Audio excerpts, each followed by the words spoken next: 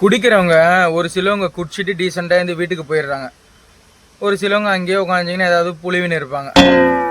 ஒரு சில ஆளுங்க குடிச்சிட்டு முத்தம் ஊத்துன்னு கிடக்குறாங்க தலைவா, கட்டி பூச்சின்னு ஒரு ஆம்பளைய.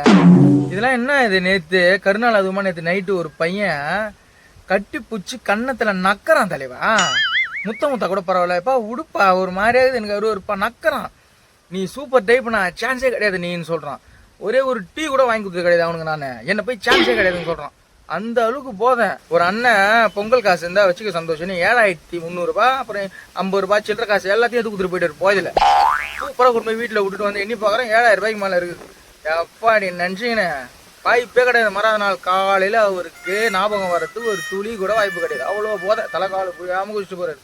தயவு செஞ்சு இந்த கட்டி பிடிச்சி முத்தம் கொடுக்குறத மட்டும் நிறுத்துங்க. உங்கள் காலில் வந்து கும்பிட்றேன். மற்றவங்க தாலிங்களை அறக்கக்கூடாது தலைவா, நிம்மதியாக வாழ விடுங்க. ரொம்ப ஆத்திரமாக அது கட்டி பிடிச்சி 50 முத்தம் 60 முத்தம் குத்துக்குன்னு, இதெல்லாம் ரொம்ப தப்பு.